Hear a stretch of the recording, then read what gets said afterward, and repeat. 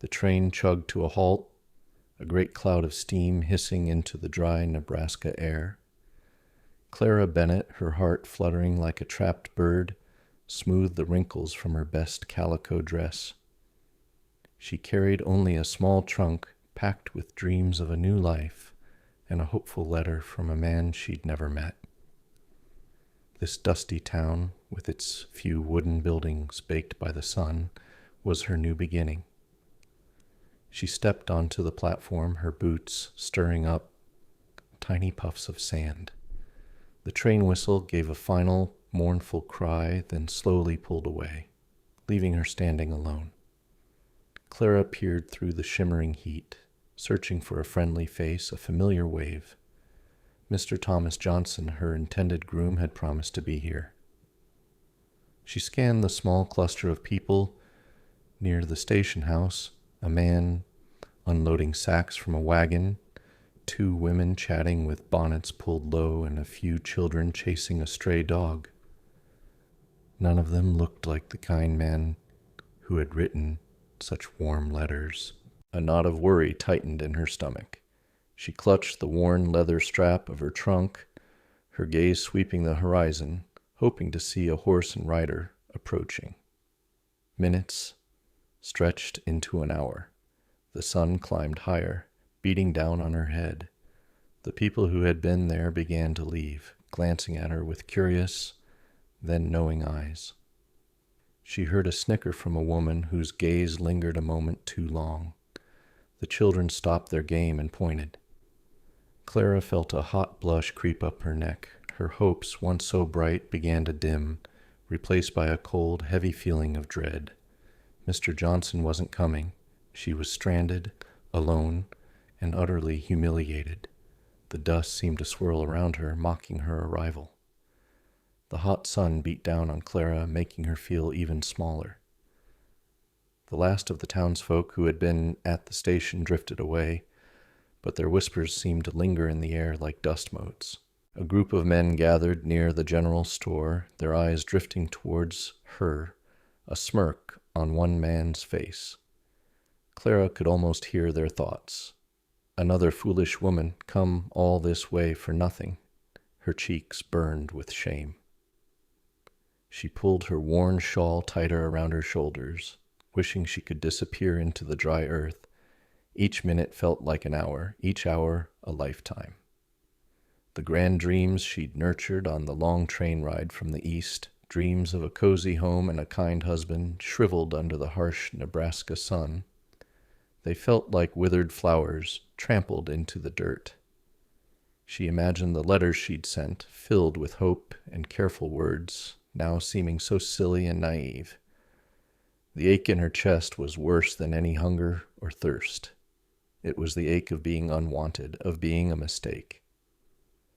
She sat on her trunk, a lone figure against the vast, empty landscape. The wind picked up, swirling tiny cyclones of dust around her feet, as if the land itself was trying to push her away. Her eyes stung, not just from the grit in the air, but from the tears she refused to let fall. She wouldn't give them the satisfaction. She would sit here, straight and still, even as her heart felt like it was crumbling. What would she do? Where would she go? The questions swirled in her mind, as endless and unforgiving as the prairie around her. She was utterly alone, a stranger in a strange land, with nowhere to turn.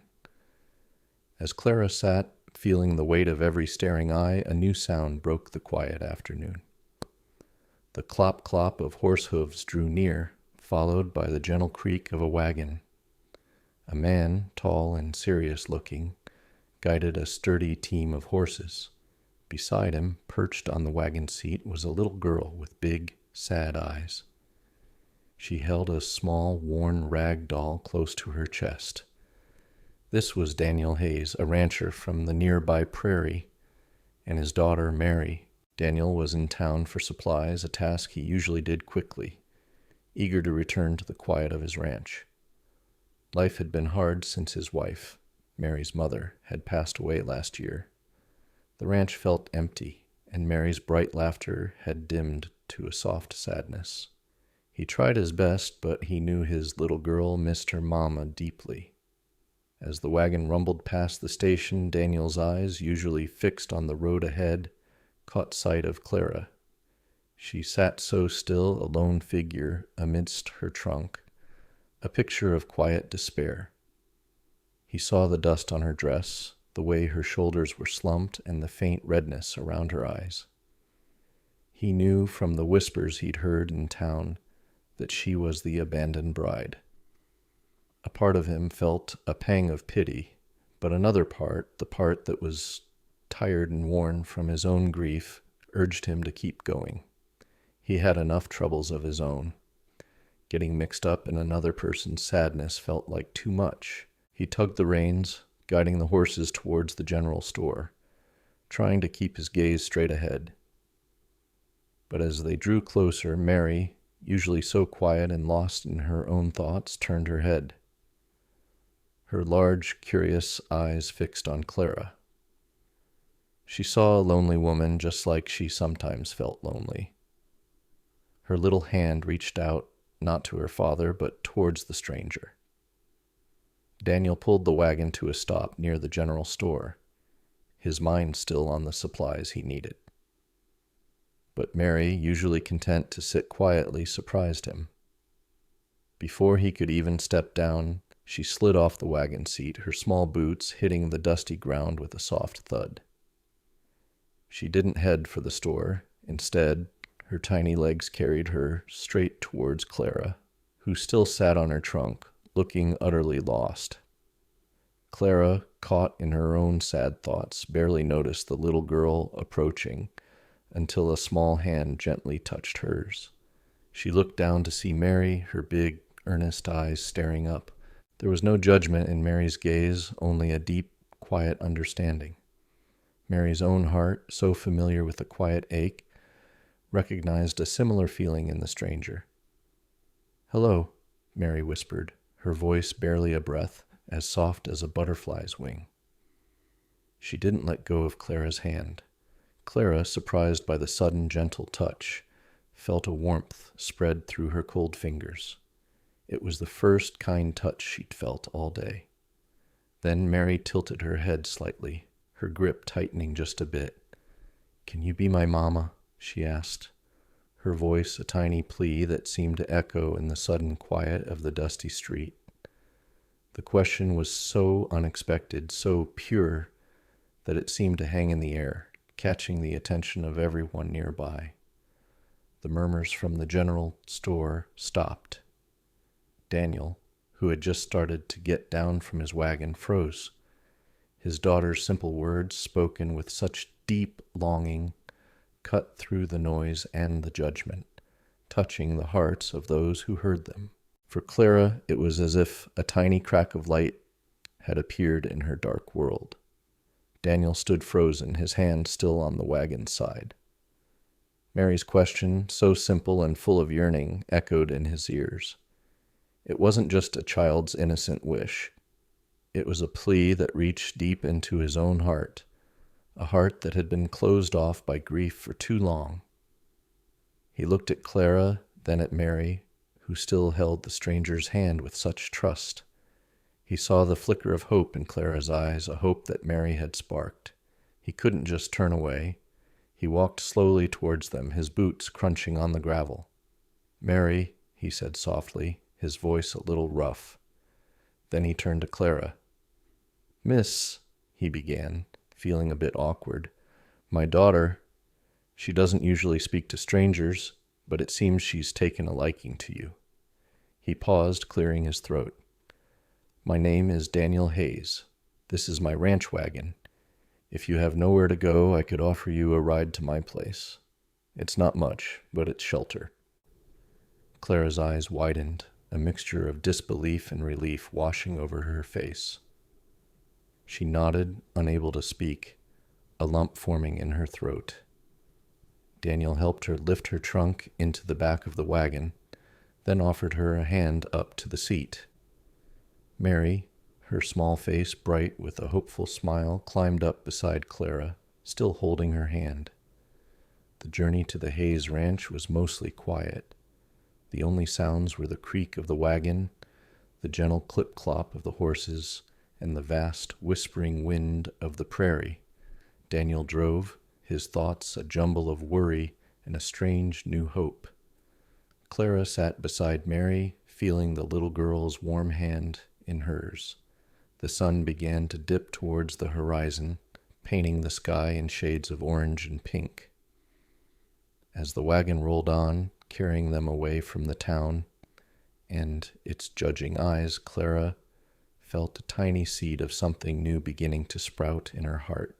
This wasn't the path she had planned, but it was a path nonetheless, leading her away from abandonment and towards an unknown future. The Hayes Ranch was a simple place, a sturdy log cabin, a small barn, and a few corrals, all dwarfed by the endless stretch of prairie. It was humble, but to Clara it felt like a palace after the day's humiliation. Daniel showed her to a small, neat room, clean but plain. "It's not much," he said, his voice quiet, "but you're welcome here for as long as you need." Clara, still overwhelmed, just nodded her thanks. The next few days settled into a quiet rhythm.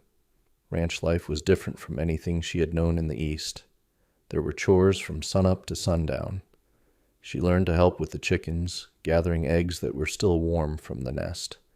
She helped pump water from the well, her muscles aching at first, but growing stronger with each passing day. Daniel, though not a man of many words, showed her how to mend fences, how to feed the horses, and how to keep the cabin tidy. Mary, ever by her side, became Clara's little shadow. She didn't ask, "Can you be my mama?" again, but her presence spoke volumes. She watched Clara with wide, curious eyes, often offering a small, shy smile. Clara found herself telling Mary stories as they shelled peas or folded linens, tales from her childhood, making the little girl giggle softly. Clara learned to cook on the wood-burning stove, filling the cabin with the comforting smells of baking bread and simmering stew. The work was hard, but it filled her days and her mind, pushing away the sad thoughts of the train station. Slowly, little by little, the tight knot of loneliness in her chest began to loosen. She wasn't just a guest, she was helping, she was needed. The ranch, with its quiet work and the gentle presence of Daniel and Mary, was slowly starting to feel like a place where she belonged. The bond between Clara and Mary deepened with each passing day. Mary, who had been so quiet and withdrawn since her mother's passing, slowly started to blossom under Clara's gentle care. Clara would sit with her by the warm hearth in the evenings, reading from the few treasured books she had brought in her trunk. Stories of faraway lands and brave heroes filled the small cabin, making Mary's eyes sparkle with wonder. Clara also taught Mary simple songs, humming soft tunes as they worked together in the kitchen. Mary would often lean against Clara's side, a small hand finding its way into Clara's. It was a silent comfort, a quiet understanding that passed between them. Clara found herself looking forward to these moments, feeling a love she hadn't known she had to give. Mary's smiles grew more frequent, her giggles brighter, chasing away some of the sadness that had clouded the little girl's world. One afternoon, while Clara was mending a tear in Mary's dress, Mary looked up, her expression serious. "Mama used to sing that one," she said, pointing to the fabric Clara was sewing. Clara paused, her needle still. It was the first time Mary had spoken of her mother without looking sad. Clara simply smiled and continued her mending. She knew she wasn't Mary's real mama, but in those moments, sitting by the window, bathed in the afternoon light, she felt like she was. The quiet warmth between them was like a soft, cozy blanket, wrapping around both their hearts, making the cold world outside feel a little less lonely. Their friendship was a balm, healing wounds that neither had known could mend. As Mary's spirits lifted, so too did the quiet atmosphere in the small cabin. Daniel, who had been a man of few words, found himself talking more with Clara. At first, their talks were about ranch work, how to fix a leaky roof, or what to plant in the small garden. But as the weeks passed, their conversations began to drift to other things. They would sit on the porch in the cool evenings after Mary was tucked into bed, watching the stars blaze across the wide prairie sky. Clara would share stories of her life back east, of the bustling towns and green hills she had left behind. Daniel, in turn, spoke of his life on the ranch, the challenges of working the land, and the quiet beauty he found in it. He even spoke a little about his late wife, not with the deep sadness he used to carry, but with a gentle remembrance. Clara saw the quiet strength in Daniel, the way he worked tirelessly to care for his daughter and his land. She saw his kindness in the way he spoke to Mary, and how he always made sure Clara had what she needed. Daniel, watching Clara, saw her courage and her gentle heart. He saw how she had faced her abandonment with quiet dignity, and how she had brought light back into Mary's eyes. He admired her spirit, her willingness to learn, and the way she made their humble home feel warmer, more alive. They weren't trying to fall in love, but like two lonely plants finding water, their hearts were slowly, carefully reaching towards each other. Trust was growing between them, a silent promise whispered by the prairie wind. The ranch, once a place heavy with quiet sorrow, began to fill with lighter sounds. Mary's laughter, a sound Daniel hadn't heard much since his wife passed, now rang out as Clara chased her through the tall grass or tickled her during a game.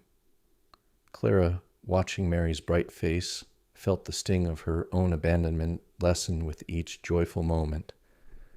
The emptiness in her heart was slowly being replaced by the love she felt for this little girl. Daniel saw it too. He watched Clara with Mary, observing the patience and kindness she poured into his daughter. He saw Mary's quick smiles, her eagerness to help Clara with chores, and the way she snuggled close during story time. It wasn't just that Clara was helping with the ranch work. She was mending a part of his family that he hadn't known how to fix. Her presence was like a gentle rain on dry earth, bringing life back to their home. For Clara, the steady rhythm of ranch life and the growing affection of Mary and Daniel were like medicine for her wounded spirit. The humiliation of the train station still sometimes pricked at her, but it was fading, becoming a distant memory. Here, with Daniel and Mary, she was not judged. She was simply Clara, a woman with a kind heart who worked hard and made their lives better. Daniel, in turn, began to trust Clara with more than just his home. He trusted her with his daughter's happiness, and in doing so, he slowly began to trust in the possibility of happiness for himself again. The three of them, each carrying their own quiet hurts, were finding a way to heal together. They were building something new, brick by gentle brick, a foundation of comfort and shared hope. As the seasons turned, a different kind of warmth began to settle over the Hayes Ranch. It wasn't just the sun shining brighter or the fire crackling in the hearth. It was a gentle, steady feeling growing between Daniel and Clara. Their shared tasks, their quiet conversations, and the happy sounds of Mary playing woven together, knitting their lives closer. One crisp autumn evening, as they sat on the porch watching the last sliver of sun dip below the prairie, Daniel cleared his throat. "Clara," he said, his voice softer than usual, "you've brought so much good to this place. To Mary, to me." He looked at her, his eyes kind and open.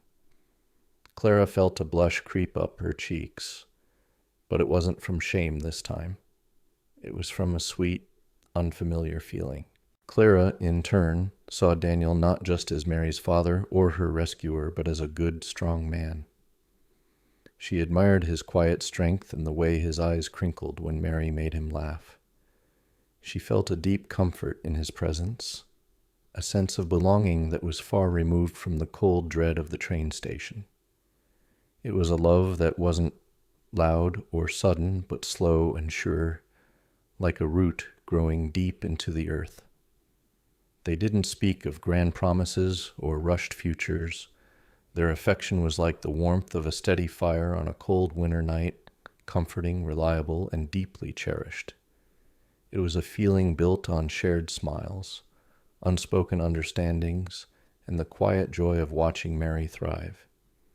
Clara knew deep in her heart that this feeling was real, a precious gift found in the most unexpected of places. One sunny morning, as Clara watched Mary chase butterflies in the meadow, a profound sense of peace settled over her.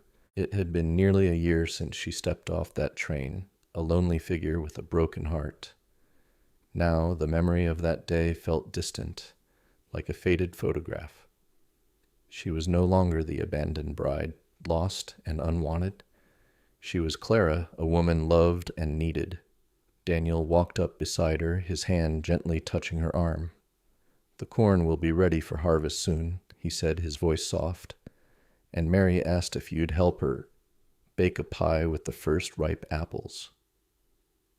Clara smiled, a genuine, radiant smile that reached her eyes. "I'd like that very much," she replied. In that moment, Clara understood fully. Her journey west had begun with a cruel rejection, but it had led her to a love far truer than any promise in a letter.